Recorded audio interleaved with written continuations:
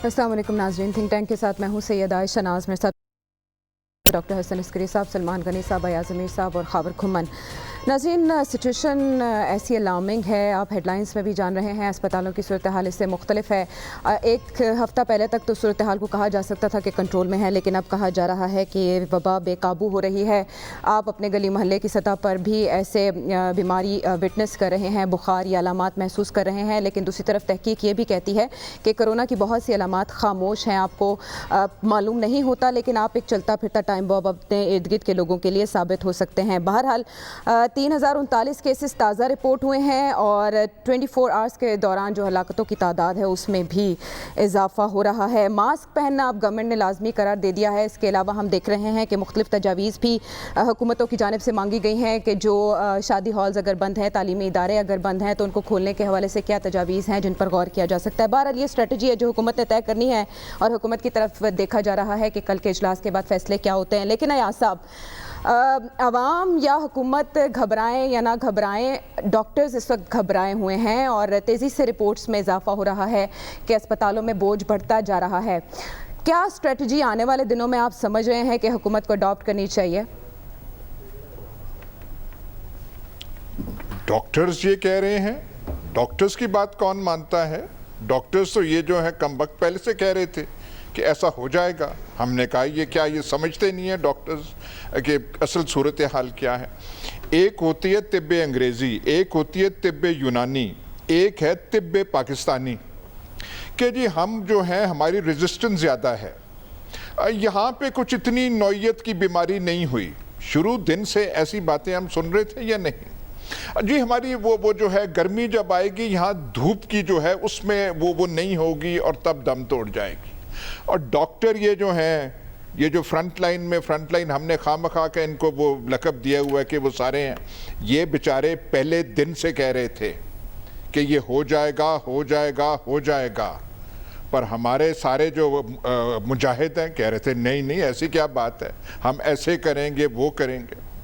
और आज जो मुआवजा हुआ है मुआवजे से कम नहीं है कि अब वो कहा जाए, पहली दफ़ा पाकिस्तान की तारीख में मना किया जा रहा है कि थूकना नहीं चाहिए।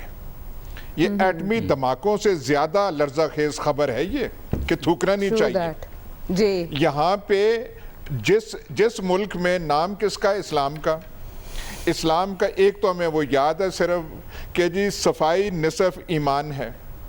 जो इस्लामी तंजीमात हैं और बड़ी बड़ी आला उनकी दरख्शां यहाँ पे तारीख रही है, डंडा उठाना और लहराना तो सिखा दिया। ये किसी ने आया कभी बताया कि कोई सफाई की तरफ भी तवज्जो देनी चाहिए? अजीब अजीब ये यहाँ पे बातें हो रही हैं। अब कह रहे हैं जी कि वो बीमारी कंट्रोल से बाहर हो रही है। आप रोज़ाना नाम तो सुने, इब्रारुल हक को हो गया है, फलाने को हो गया है, कोई एक दो MPs जो हैं मुराद याफ्ता, वो जो आपका फेवरेट लफ्ज़ है अशराफिया के, वो भी इस बीमारी ने जो है वो घायल कर दिए। लेकिन हमें नहीं समझ के जी ऐसे है ऐसे है ऐसे है। भाई जब तक ये कुछ दिमागों में हमारे पता नहीं वो कोई हथौड़े से बात आएगी कि ये बीमारी सीरियस है, ये टोटकों से जाने वाली नहीं है, फूंकों से जाने वाली नहीं है। वो फूंकों तो वैसी वो बात खत्म हो गई। फूंकें इतनी कारामद होती तो ये बीमारी आनी नहीं चाहिए थी। फूंकों से ये मुल्क चल रहा था, फूंकों से हुकूमत बनी थी, और फूंकों से बीमारी क्यों नहीं जा रही जी? अजीब अजीब यहाँ तमाशे हो रहे हैं। और ये डॉक्टर्स की बात क्यों माने? पहले दिन से कह रहे थे बेचारे कि ऐसे करो ऐसे करो। कल तक ये जफर मिर्जा साहब कह रहे हैं नहीं जी हमारे अस्पतालों में ऐसा कुछ नहीं है, वो हमारे वेंटिलेटर्स इतने हैं, हमारे फलाने हैं। मतलब अजीब मखलूक है ये। और जापान वाले 1.5 महीना पहले जब उनकी 10,000 तादाद पहुंची थी, जापान के डॉक्टर्स ने कहा कि हम ओवरवेल्म हो जाएंगे। यहाँ पे कह रहे नहीं जी हमारा काफ़ी है काफ़ी है काफ़ी है। अजीब मखलूक है। अच्छा, डॉक्टर्स की एडवाइस को प्रायोरिटी देनी चाहिए थी, लेकिन ऐसे मुमकिन नहीं हो सका। सिंध गवर्नमेंट ने ये सुप्रीम कोर्ट से अपील भी की थी कि आप माहिरीन की एक टीम बनाएं और उसकी तजावीज़ सुने, उस पर अमल दरामद होना चाहिए। मुर्तज़ा वहाब भी और सईद गनी भी ये कहते हुए पाए गए कि इंतज़ामी मामलात आप हुकूमत के ज़िम्मे रहने दें। लेकिन सलमान साहब, ये जो मास्क की पाबंदी का कहा गया है, पाबंदियाँ तो पहले भी हमारे मुल्क में बहुत सी हैं, इस पर इम्प्लीमेंट कैसे करवाएगी गवर्नमेंट? عائشہ اگر آپ کو یاد ہو تو کچھ دن پہلے عید الفطر سے پہلے جب مارکیٹس کھولنے کا اعلان کیا گیا تھا، پلازاز کھولے گئے تھے، تو بڑے زور و شور سے کہا گیا تھا کہ ایم او یوز پہ عمل درآمد کریں گے مارکیٹ کے عہدیداران، تاجر تنظیمیں، اور پھر 24 گھنٹے کے اندر پنجاب کا وزیر صنعت میاں اسلم اقبال چلاتا نظر آ رہا تھا کہ آپ نے میرے ساتھ زیادتی کی ہے، آپ تو میرے ساتھ وعدہ کر رہے تھے ایم او یوز پہ عمل درآمد کا، تو لہٰذا قانون تو پاکستان کے اندر موجود ہے، ایک قانون پہ عمل درآمد کیوں نہیں ہو پاتا؟ بنیادی چیز یہ ہے، جہاں تک ماسک کی پابندی کی بات ہے، میں سمجھتا ہوں کہ یقیناً یہ ایک ایسا آپشن رہ گیا ہے جس میں کسی حد تک، میں نے آج 2-4 ڈاکٹر سے بات کی ہے، انہوں نے کہا کہ اگر اس وقت بروقت جب آپ نے ایک دفعہ لاک ڈاؤن کیا تھا اور بڑے شہروں میں جہاں پر زیادہ خطرات تھے وہاں کی سڑکیں آپ کو سنسان نظر آئی تھیں، تو اس حد تک متاثرین نہیں پیدا ہوئے یا اس حد تک شرح اموات نہیں تھی پہنچی جہاں پر اب پہنچ گئی ہے۔ اس وقت کے اعداد و شمار 24 مئی کو عید الفطر تھی، آج 7واں روز ہے جی، اور 371 لوگ جو ہیں وہ جاں بحق ہوئے ہیں اور 17,000 کی تعداد بڑھ گئی ہے۔ بات یہ کہ میں سمجھتا ہوں کہ یہ ساری ذمہ داری اب حکومت پہ ڈالنے والی نہیں ہے کہ وہ جو شیر آیا شیر تو آ چکا ہے۔ اب وہ جو کہتے تھے کہ جی آپ ذرا اپنے محلوں میں چیک کریں، آپ نے عزیز و اقارب میں دیکھیں کہ کوئی کرونا کا مریض ہے یا نہیں، اب پتہ چلنا شروع ہو گیا ہے کہ ہمارے عزیز و اقارب میں بھی آ گئے، ہمارے محلوں میں بھی آ گئے، تو اب صورتحال۔ دوسری بات ایک میں اور کہنا چاہتا ہوں کہ بات یہ کہ کوئی ایسا ایشوز تو ہونا چاہیے جس میں پاکستان کے اندر کسی چیز پہ سنجیدگی ظاہر کی جائے۔ ایک طرف کرونا کے نتیجے میں پاکستان کے اندر ہر آنے والے دن میں متاثرین کی تعداد ہزاروں میں بڑھ رہی ہے، شرح بات آپ یہ 2-3 دن کے اندر دیکھیں نا، کہاں 58 تھی، پھر 78 ہو گئی، آج 88 ہے۔ اور عائشہ میں بڑے محتاط اندازے سے کہہ رہا ہوں کہ یہ حکومت کے اعداد و شمار ہیں، اس سے تعداد بہت زیادہ ہے۔ جہاں تک ڈاکٹرز بیچاروں کی بات کی ہے وہ تو سر پٹکتے نظر آئے تھے، آپ کو یاد ہے وہ کراچی کا ڈاکٹر کہتا تھا کہ سڑکوں پہ بھی ہمیں مریض آ جائیں گے تو پھر ہم کیا کریں گے۔ اب صورتحال وہ ہے، کل ہمارے مشیر صحت نے تو یہاں تک کہا کہ نہیں صرف 25%۔ میں نے لاہور کے آج ایک بڑے سرکاری ہاسپٹلز کے ایم ایس سے بات کی ہے، اس نے کہا جی ذرا آپ خود آ کے دیکھ لیں، بات یہ کہ یہ جو ڈاکٹر وہاں پر لوگوں کا علاج کر رہے ہیں یہ انسان ہیں، یہ روز آپ دیکھ نہیں رہے کہ 2-3 ڈاکٹر بھی ساتھ جاں بحق ہو رہے ہیں، اور ہم انہیں کہتے تھے کہ جی وہ اگلے محاذ پہ ہیں، پہلے ان کو فیسلٹیز نہیں ملی، اب ان کو کسی حد تک فیسلٹیز ملی ہیں، لیکن وہ بیچارے صبح شام رات یہ کام کرتے نظر آ رہے ہیں۔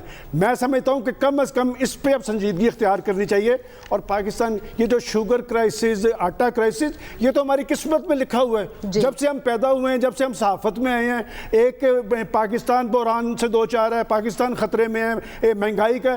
کچھ دن کے لیے اس پہ خاموشی اختیار کی جائے، اس معاملے کو سنجیدگی سے لیا جائے، یہ بلا آپ کے گھروں تک پہنچنی ہے، بلا گھروں تک پہنچنی ہے، لیکن ہم دیکھ رہے ہیں کہ مختلف صنعتوں کو کھولنے کے حوالے سے، شادی ہالز کو مختلف شرائط کے ساتھ کھولنے کے حوالے سے سفارشات پروفیسر صاحب مرتب کی جا رہی ہیں، کیونکہ مختلف ایسے ہمارے شعبے بھی ہیں جن کو اپنا بزنس عزیز ہے، اور حکومت بھی یہ مانتی دکھائی دے رہی ہے کہ افورڈ نہیں کر سکتے ہم اتنے عرصے تک لاک ڈاؤن، لیکن جو کیسز میں اس ایک ہفتے کے دوران ہم نے اضافہ دیکھا، آپ ایکسپیکٹ کرتے ہیں کہ کل کے بعد سے سختی میں اضافہ ہوگا؟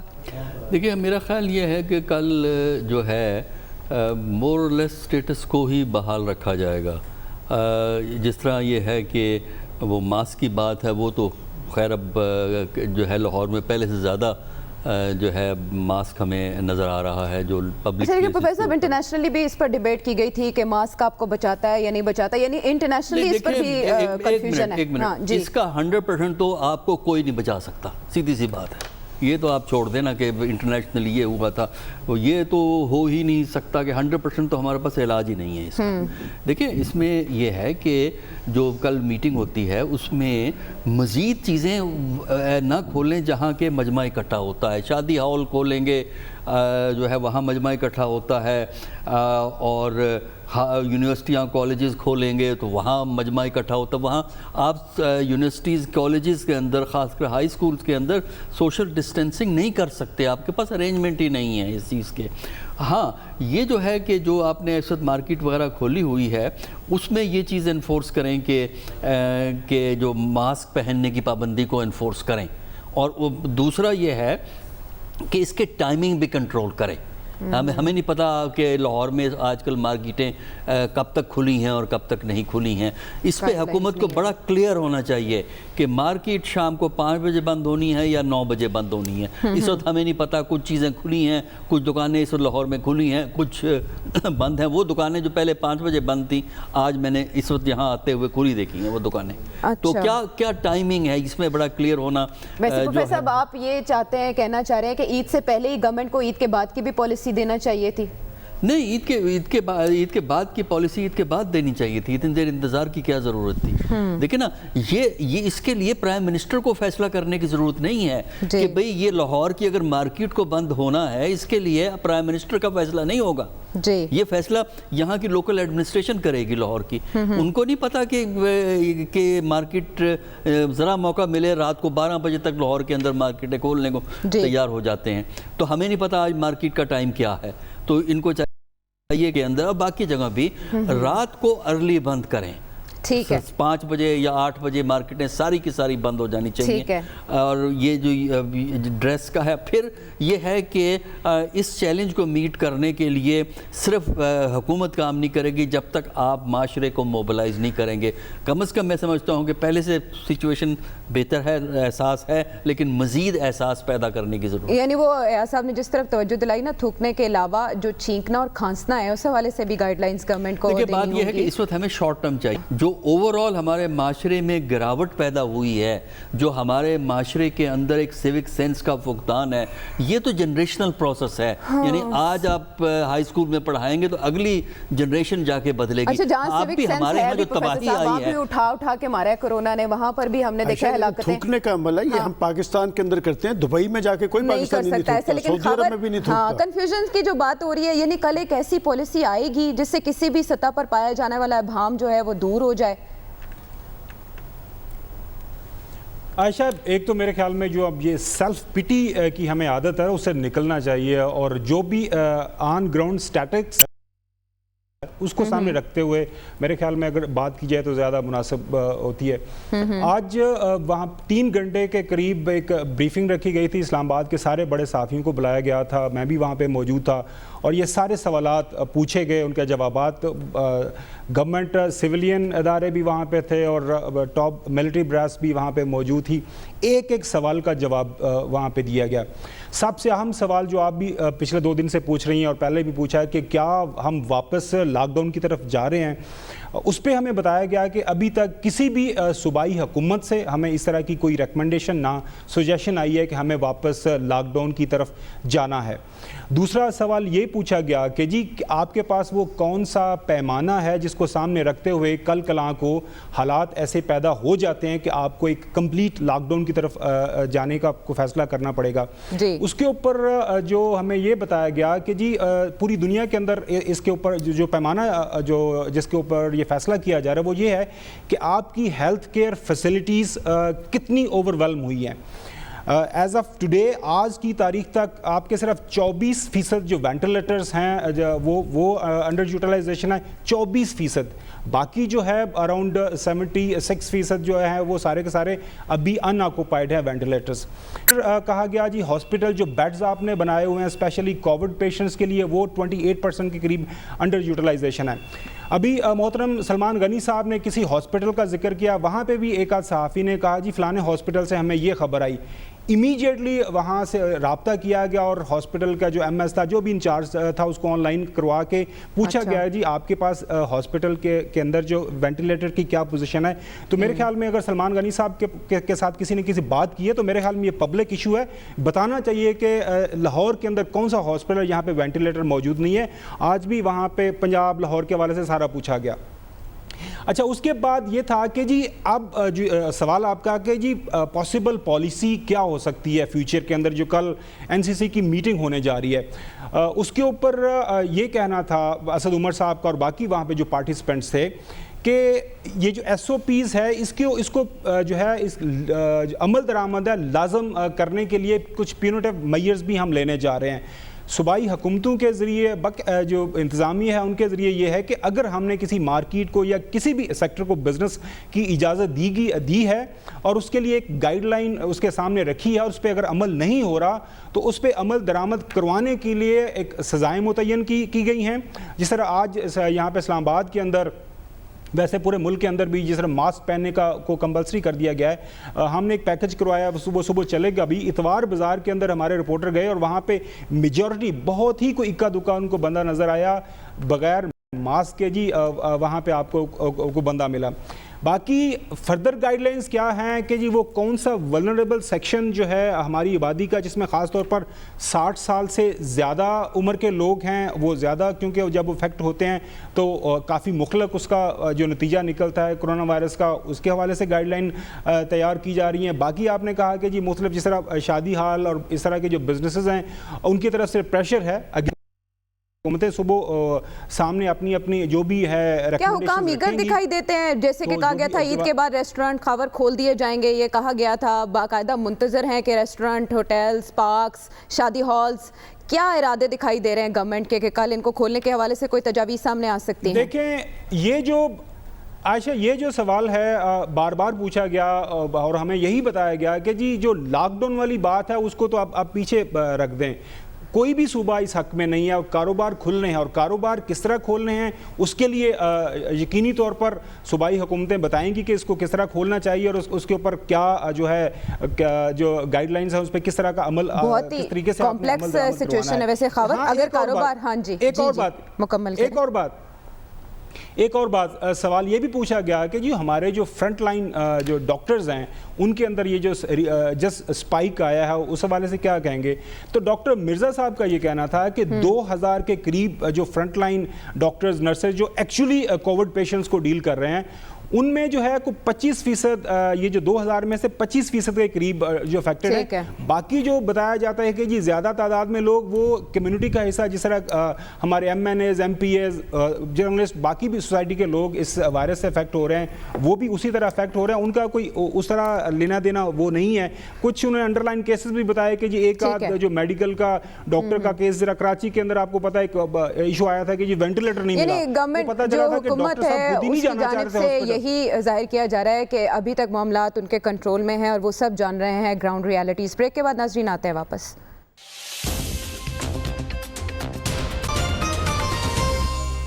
Welcome back to the show. Break پر جانے سے پہلے خاور ہمیں بریف کر رہے تھے کہ حکومت کی جانب سے کیا فیصلے لیے جا سکتے ہیں ممکنہ طور پر. اپوزیشن یہ کہہ رہی ہے کہ حکومت ناسمجھی کا مظاہرہ کر رہی ہے, جبکہ حکومت کا یہ کہنا ہے کہ اسے صورتحال کا مکمل ادراک ہے. ویسے یا صاحب, بریفنگز پہ, میٹنگز پہ آپ اسلام آباد میں ہیں, آپ تکیہ کر رہے ہیں, آپ سمجھ رہے ہیں کہ حکومت کو سب علم ہے اور وہ ٹھیک ڈائریکشن میں جا رہی ہے ابھی تک؟ خاور صاحب کی تو بہت ہی صائب بریفنگ تھی اور دل کو بہت ہی تسلی پہنچی ہے کہ یہ جو فرنٹ لائن والے جنہیں کہتے ہیں نرسز اور ڈاکٹرز, یہ جو ملوث ہیں, یہ ابھی تک صرف 25% افیکٹ ہوئے ہیں. ان کمبختوں کو اور ہونے دیں, جب تک 75-85% نہ ہوں تو میرے خیال ہے کوئی فکر کی ضرورت نہیں ہے. حکومت نے میٹنگ سے, میرا خیال ہے یہ ہماری بیماری کو کوئی سمجھ نہیں آ رہی. اس کو تو ہماری میٹنگز ہم جتنی کر رہے ہیں, اور کل ایک اور میٹنگ ہے جس کے بارے میں پچھلے ہفتے سے دن سے سلمان غنی صاحب کہہ رہے ہیں بڑی اہم ہے. اس سے تو یہ بیماری کا کلا کما ہو جانا چاہیے میٹنگ سے. اور جتنی میٹنگ وزیر اعظم کر رہے ہیں اور یہ کر رہے ہیں, اور ہمیں کئی دفعہ یہاں نوید سنائی جاتی ہے کہ یہ کیا بات ہے, نہیں یہ حضرت اسد عمر نے کہا ہے اس لیے بالکل پورا جو ہے وہ ایسے ہے. تو یہ تو ساری بیماری ہو جانی چاہیے, لیکن یہ کوئی عجیب موذی بیماری ہے. اور پہلے جب ہم کہہ رہے تھے کہ ہمارے پہ قدرت کی کوئی خاص مہربانی ہے کہ 2-2.5 ہزار ہوئے ہیں, دیکھیں یورپ میں کیا ہو گیا فلانا, اب تو یہاں 70,000 پہنچ گئی ہے جی. کل پتہ نہیں 60-65 تھی, آج تعداد سی کتنی ہوگی. عجیب موذی بیماری ہے. نہ ہماری بریفنگ سے متاثر ہو اور نہ ہماری بویلیوں سے یہ متاثر ہو رہی ہے، نہ عثمان بزدار کارآمد آ رہے ہیں، نہ عمران خان کا آ رہے ہیں، اور ظفر مرزا صاحب جو ہیں سب سے بڑے ایکسپرٹ جو ہیں ان کی بریفنگ سے بھی کچھ نہیں ہو رہا. ہماری فیسلٹیز ایسی ہیں. اور یہ جو ایکسپو لاہور میں بنا ہے فیسلٹی جو آئسولیشن وارڈ، اس کی ہم خبریں تو پڑھ لیں نا، دیکھ لیں کہ جو ایکسپو سینٹر میں جو آئسولیشن وارڈ بنی ہے اس پہ کتنا پیسہ مختص ہوا ہے، کتنا خرچ ہوا ہے، اور اس کے بارے میں کیا سٹوریز ہیں کہ وہاں فیسلٹیز کیا ہیں. اور ہماری عادت جو ہے کہ جب تک ہم نے پیسہ کھانا نہیں ہے وہ تو ہم وہ ہوتے نہیں ہیں. تو چلتے ہیں، کل کی میٹنگ بھی ہم دیکھ لیں گے. لیکن یہ بڑی بات ہوئی ہے، میں دوبارہ اس پہ کہوں گا کہ ہمیں کہا گیا ہے کہ ابھی کہا جا رہا ہے کہ تھوکنا نہیں ہے. پاکستان مطلب وہ پاکستان کون سا ہوا جس میں تھوکنا نہ ہوا؟ اور وہ پان کھانا کون سا ہوا کہ جب تک پان کھا کے یہاں اتنا آپ نشانی اس کی سڑک پہ نہ چھوڑیں تو وہ تو مزہ نہ آئے نا پان کا، اور وہ بالکل نہ ہوا. دیکھتے ہیں پھر کیا ہوتا ہے. لیکن ابھی تک فکر کی چاٹنے کا بھی رجحان ہے. اچھا لیکن یہاں پہ نہیں، ابھی صرف ڈاکٹر نرس 25% ہوئے ہیں، کوئی فکر کی بات نہیں ہے. ہاں بالکل، یعنی اسے معمولی نہیں سمجھنا چاہیے. ابھی تک معمولی سمجھتے آئے ہیں. تو یہ سچویشن ہے، 68+ کیسز ہو رہے ہیں، 68,000+. لیکن سلمان صاحب ساتھ ہی یہ بھی کہا جا رہا ہے نہ آپ خود خوف زدہ ہوں نہ لوگوں میں خوف پھیلائیں. گورنمنٹ ابھی تک مطمئن ہے، لیکن آپ کو کیا پریشانی ہے جس کا آپ بار بار اظہار کر رہے ہیں؟ اگر آپ بتا رہے ہیں کچھ تو پھر آپ اس کی تفصیل بھی بتائیں. خاور یہ کہہ رہے ہیں آپ کو. میرے بھائی ایک خاور جو کہہ رہے تھے کہ ان کو یہ بتایا گیا ہے. دیکھیں، یہ میں جو جرنلزم کرتا ہوں وہ ہی سیڈ شی سیڈ والی نہیں ہے. جرنلزم یہ ہوتا ہے کہ آپ نے خود جا کے دیکھنا ہے. اگر ہم ان کے کہنے پہ یقین کر لیتے تو پھر ہمیں IMF سے بھی رجوع نہیں کرنا چاہیے تھا. پھر پاکستان کے اندر آٹا اور چینی بحران بھی موجود نہیں تھا. پھر آپ دیکھیں کہ جو صورتحال جو کچھ کہا جاتا رہا کیا وہ ہوتا رہا. میں سمجھتا ہوں کہ جرنلزم یہی ہوتا ہے کہ ہم نے جا کے یہ دیکھنا ہے کہ جو گورنمنٹ دعویٰ کر رہی ہے وہ بات درست ہے یا نہیں. میں مسلسل ایک گردان سن رہا ہوں کہ ہمیں یہ بتایا گیا ہے لیکن ایکچوئل صورتحال نہیں ہے. اور میں نے جو بات کہی ہے میں یہ بات دوبارہ دہرا رہا ہوں کہ اس لیے کہ میں سمجھتا ہوں پاکستان کا اصل ذمہ دار پاکستان کا پرائم منسٹر ہے اور حکومت ہے. میں نے بھی کچھ دیر پہلے کہا کہ یہ کام صرف حکومت کا نہیں ہے، یہ سب کا کام ہے. اس لیے کہ ایک وبا آئی ہے، وہ وبا اندیکھی وبا ہے. اس کے اثرات نظر آتے ہیں لیکن وہ نظر نہیں آتی. اس میں سب کو اپنا اپنا رول ادا کرنا ہے. اور جہاں تک ڈاکٹرز کی بات کی گئی ہے، آپ یہ بتائیں کہ میں مسلسل یہ کہتا رہا کہ جناب ڈاکٹرز کی صورتحال نہ انہیں آپ نے کچھ سہولتیں دی ہیں، آپ نے انہیں ایک جنگ کے اندر جھونک دیا ہے. اور میں آج دوبارہ یہ بات کہہ رہا ہوں کہ آخر کیا وجہ ہے کہ ہمارے لوگ ہاسپٹلز میں جانے سے ڈرتے ہیں. اور میرے آفس کے لوگ ہیں، میرے آفس چلاتے نظر آئے. اور ہمارے ٹی وی چینل نے وہ مظاہرہ دکھایا جو ایکسپو سینٹر نے آئسولیشن سینٹر میں مظاہرین نے کیا. تو گورنمنٹ تو کہہ رہی تھی کہ سب اچھا ہے، وہاں پر سب اچھا نہیں ہے. اس ساری صورتحال کے اندر میں نے تو ریکویسٹ کی ہے کہ کم از کم اس پہ تو سیاست نہیں ہونی چاہیے اور ہمیں یہ نہ بتایا جائے کہ گورنمنٹ نے کیا کیا ہے. اگر اس گورنمنٹ کا یہ لے لیا جائے تو درجنوں ایسے بیانات ہوں گے جو سارے ان کے الٹ پڑے ہیں. اچھا، ویسے پہلے کہا جاتا تھا کہ اپوزیشن سیاست کرتی ہے، ابھی تو اپوزیشن کو اپنے بکھیڑوں سے فرصت نہیں ہے. پروفیسر سارے کنفیوز ہیں، گورنمنٹ بھی کنفیوز ہے، پالیسیز بھی کنفیوز ہے، اپوزیشن بھی کنفیوز ہے، ایوری ون. تو پروفیسر صاحب کیا فیکٹس اس سچویشن میں ٹویسٹ کرنا ایزی ہے؟ دیکھیے، اس میں فیکٹ تو کسی بھی وقت ٹویسٹ ہو سکتا ہے، اس لیے کہ آپ جو مرضی فیکٹ دے دیں. نہیں، ایک ٹویسٹ کرتے اپوزیشن، ایک ٹویسٹ کرتی ہے گورنمنٹ خود.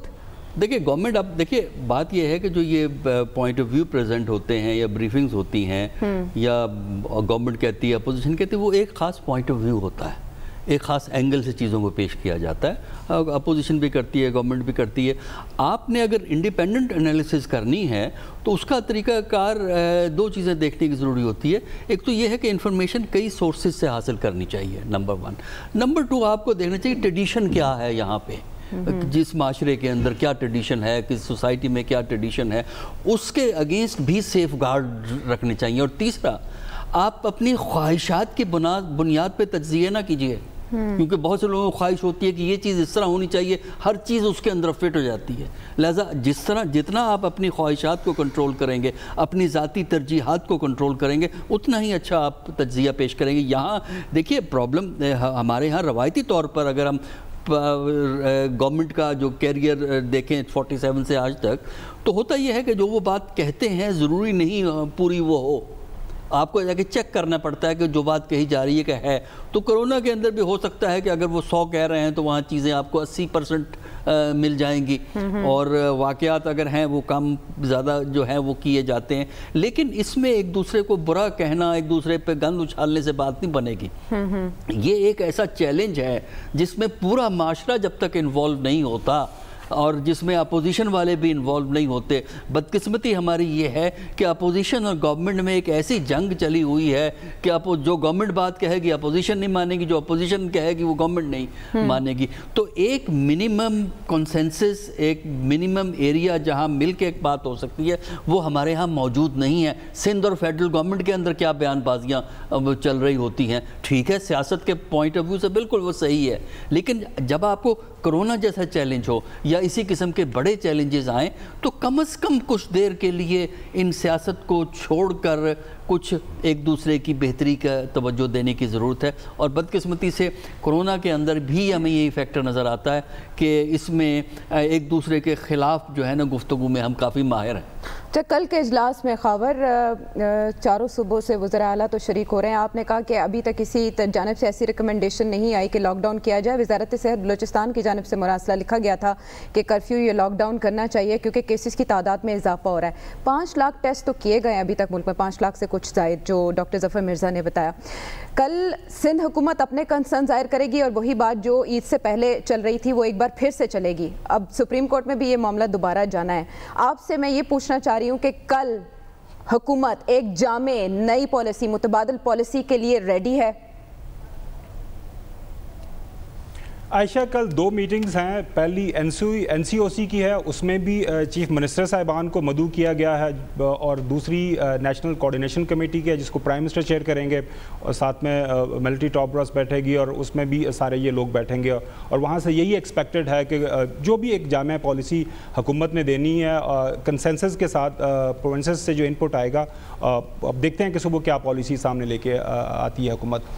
2 کلیریفیکیشنز. میں ہرگز جو گورنمنٹ کے دیے ہوئے فیکٹس اینڈ فگرز ہیں, میں یہ نہیں کہہ رہا کہ وہ بالکل توبہ نوز بلا وہ احادیث ہیں جو اس میں کوئی رد و بدل نہیں ہے, جو کوئی غلطی یا کسی کوتاہی کی گنجائش نہیں ہے. میں آپ کو یہ بتا رہا ہوں کہ آج حکومت کی طرف سے یہ دعویٰ کیا گیا ہے. چلیں یہاں یہ بات کر لیتے ہیں. سلمان غنی صاحب سے جو ابھی وہ کہہ رہے تھے نا کہ ہی سیڈ شی سیڈ, سر میں ابھی یہ کہہ رہا ہوں کہ ابھی مجھے میسج آیا ہے کہ سر جو سلمان غنی صاحب لاہور میں جس ہاسپٹل کا وہ ذکر کر رہے ہیں اس کا نام لیں, ہم بتا دیں گے کہ اس ہاسپٹل میں کتنے بیڈز اویلیبل ہیں اور کتنے وینٹیلیٹر اس وقت اویلیبل ہیں وہاں پہ مریضوں کے لیے, کووڈ پیشنٹس کے لیے.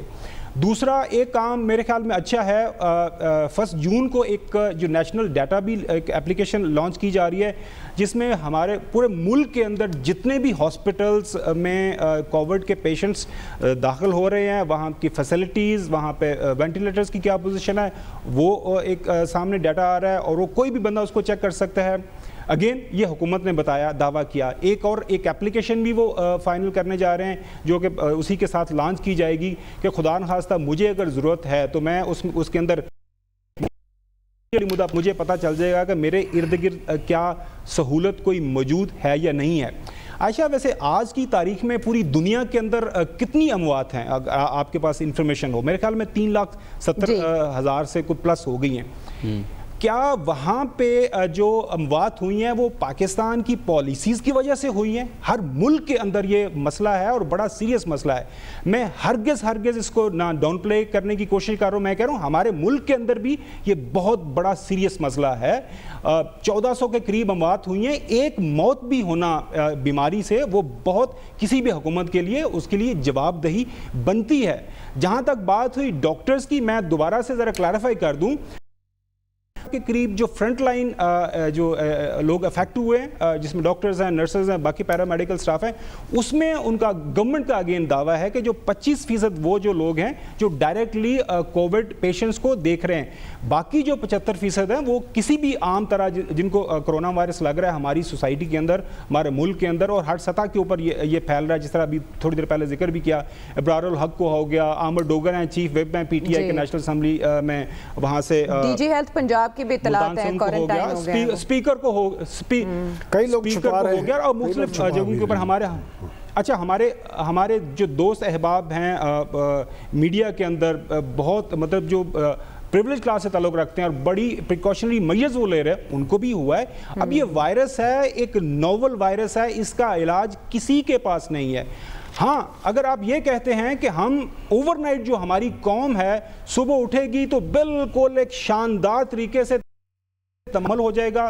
पिछले 70-72 साल के अंदर चूंकि कि जो सारे का सारा हमारी तरबियत हुई हुई है, हम में से कितने लोग ट्रैफिक कानून की जो है उसके ऊपर अमल करते हैं? हमारे लोग, जिस तरह अभी साहब ने फरमाया, कितने लोग हैं सफाई निस्फ ईमान के ऊपर अमल करते हैं? हम तो घर से अंदर, और हम भी शामिल हैं कि घर में कूड़ा होता है उसको बांध के शापर हम गली के अंदर फेंक देते हैं। तो ये एक ओवरऑल हमारी कौम का मजाज है।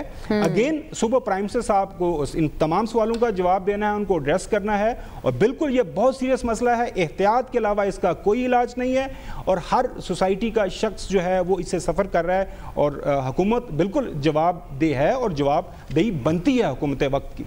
ठीक है। एक बात मैं कहना चाह रहा हूँ कि जब प्राइम मिनिस्टर साहब फैसला करने चाह रहे हैं तो सॉलिड फैसले होने चाहिए, और उस पर अमल दरामद सब पे फर्ज होना चाहिए, उस पर कोई कंफ्यूजन नहीं रहनी चाहिए। ये कंफ्यूजन की वजह से हम यहाँ तक पहुंचे। वायरस पुरस्कार है, लेकिन आपकी जो पॉलिसीज हैं इसके इलाज की तरफ, वो पुरस्कार नहीं होनी चाहिए। ब्रेक के बाद आते हैं वापस।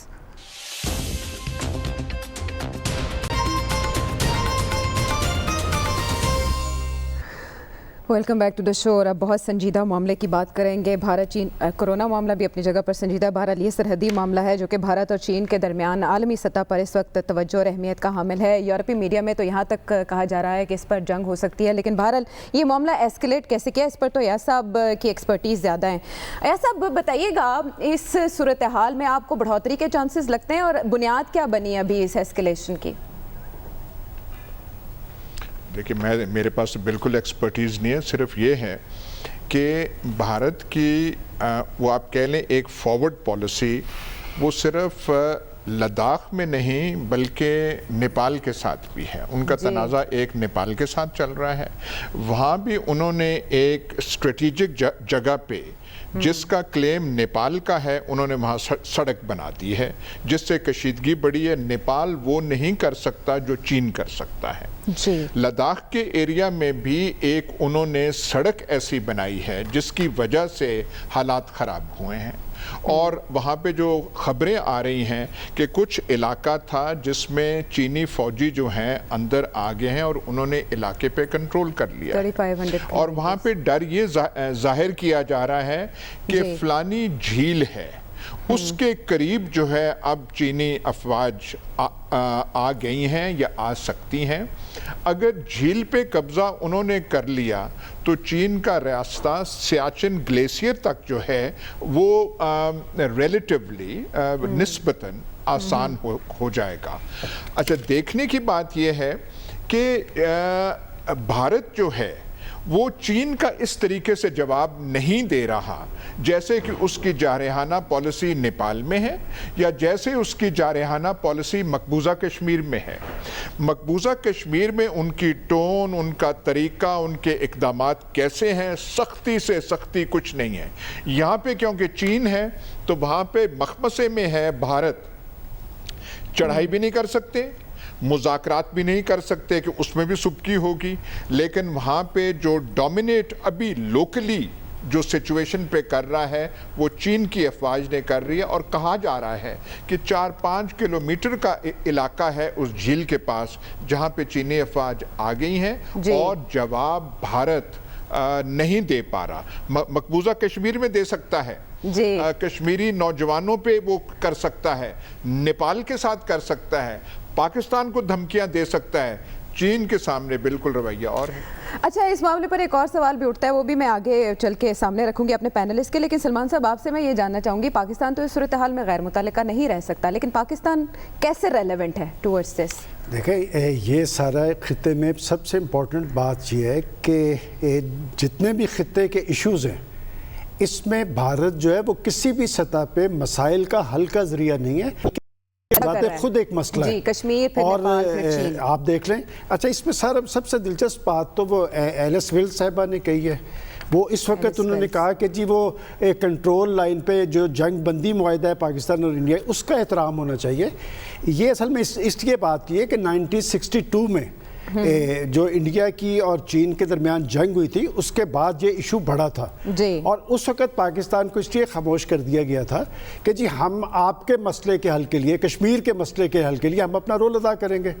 اور 1962 کی وار میں پاکستان غیر جانبدار ہے. اب جو صورتحال بن رہی ہے, جیسے ایاز صاحب نے کہا, بالکل درست کہا کہ بڑے سے ہر کوئی ڈرتا ہے, اور چین کے سامنے اس وقت انڈیا ایک بھیگی بلی بنا ہوا ہے اور آگے جانے کی دیکھیں تیاریاں کر رہے ہیں. وہ چینی پریزیڈنٹ نے تو کہا, انہوں نے تو اپنی فوج کو تیار رہنے کا حکم دیا ہے. اس دن کے بعد سے وہ نریندر مودی صاحب نظر نہیں آ رہے.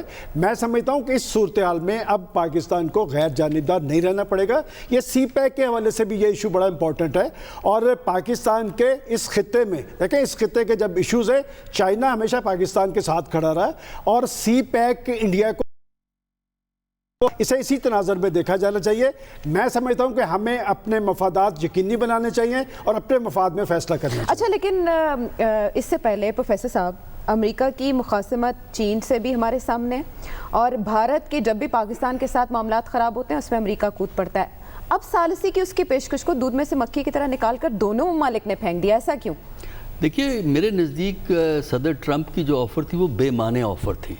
اس کی وجہ یہ ہے کہ اس وقت چین اور امریکہ کے تعلقات میں بہت خرابی ہے, اور جب آپ کے تعلقات کسی ایک ملک سے خراب ہوں تو آپ کس طرح ایک یہ رول کہ میں مڈل مین کا رول ادا کر دوں گا, میں میڈیشن کروا دوں گا, مسئلے کو حل کروا دوں گا.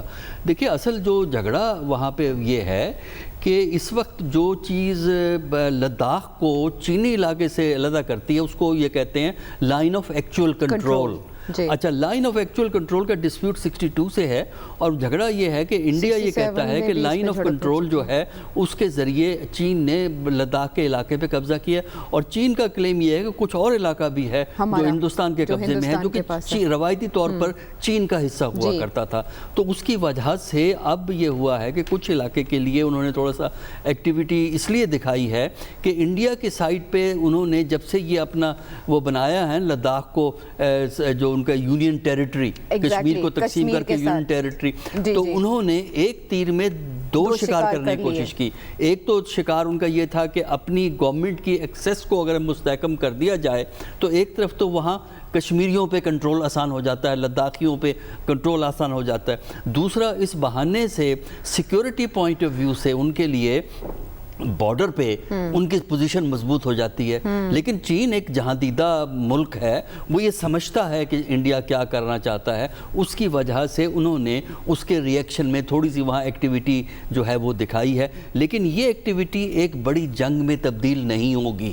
اس کی وجہ یہ ہے کہ ہندوستان جانتا ہے کہ بڑی جنگ کا نتیجہ کیا ہوگا.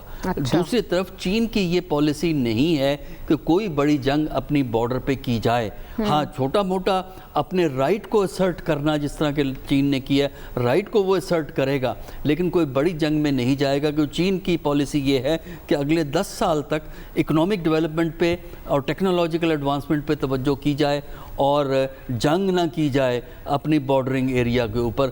جب وقت آئے گا تو ہم دیکھ لیں گے. سفارتی طور پر یہ معاملہ نمٹا لیا جائے گا خاور, جس کے لیے کوششیں کی جا رہی ہیں ابھی؟